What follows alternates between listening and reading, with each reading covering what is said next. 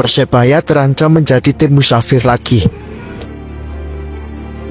Setelah Ketua Dispora Surabaya, Wiwi Widayati memberi pernyataan bahwa Gelora Bung Tomo tidak bisa dipakai oleh siapapun. Pernyataan itu diperkuat dengan tidak bisa digelarnya latihan perdana tim Persebaya di Stadion GBT. Meskipun liga baru dimulai bulan Juli mendatang, tim sangat merasakan dampaknya jika mereka tidak bisa memakai GBT. Manajer Persebaya mengungkapkan, jika saat pramusim saja tidak boleh bermain di Surabaya, maka timnya akan beradaptasi lagi waktu kompetisi berjalan. Kalau kita pre-season tidak dapat bermain di Surabaya, pemain-pemain ini akan beradaptasi lagi waktu kompetisi dan ini akan menyusahkan Persebaya. Jelas Yahya Al-Kathiri. Bahkan pengajuan yang sudah dilakukan Persebaya untuk melakukan latihan di Surabaya ditolak. Latihan yang rencananya akan digelar pada 10 Mei itu pun menjadi belum jelas.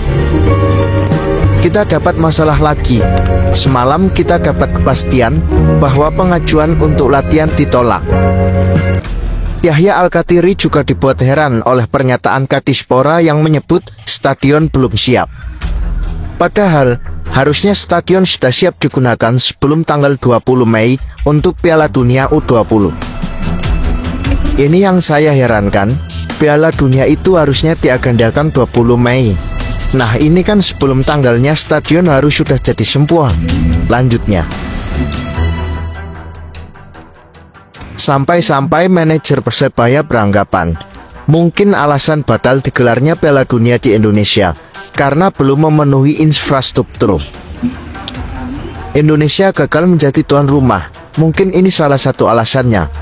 Infrastruktur yang belum siap, pungkasnya.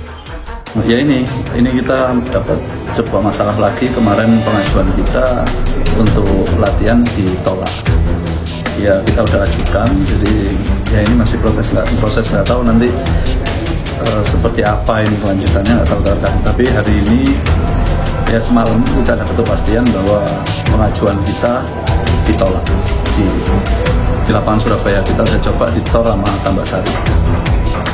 Kita masih menunggu juga kan, waktu itu kan Mas Eri kan Pak Eri menjanjikan untuk akan segera digunakan di ini. Tapi sampai detik ini juga tadi saya juga baca di salah satu media, Bu Wiwi juga ngomongnya seperti itu. Ini kan juga gimana ini, seperti apa nasibnya Persebaya. Karena gini Mas, kalau kita pre-season ini kita nggak dapat main di Surabaya, pemain-pemain ini akan adaptasi lagi waktu kompetisi dan ini akan menyusahkan Persebaya.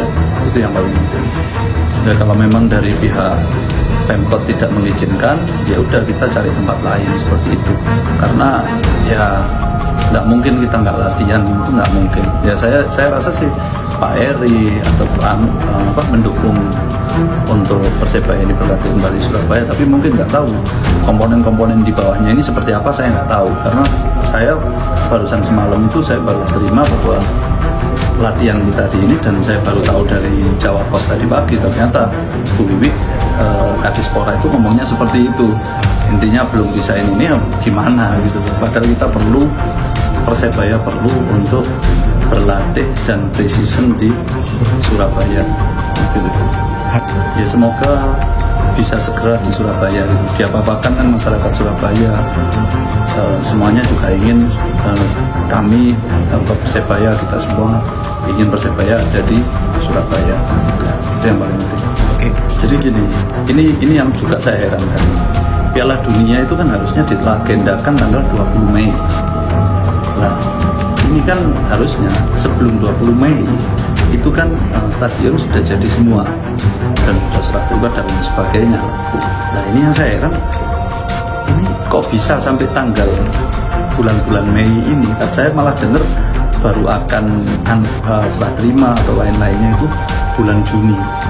Nah ini kan penolak Indonesia gagal menjadi tuan rumah, ini mungkin ini salah satu penyebabnya. Mungkin ini nggak bisa memenuhi infrastruktur, mungkin ini salah satunya, saya nggak tahu ya. Cuman ini kan bayangkan, harusnya kan kalau 20 Mei harusnya kan sebelum 20 Mei itu lapangan udah clear semua. Nah sampai sekarang ini belum ada tanda-tanda untuk clear. Mungkin ini juga menurut saya pribadi, apakah ini penyebab gagalnya Piala Dunia U20? Infrastruktur yang nggak siap, mungkin itu. Hello bonek yang bonita, you can follow kabar bonek Persebaya. Salam satunya Ali, Wani.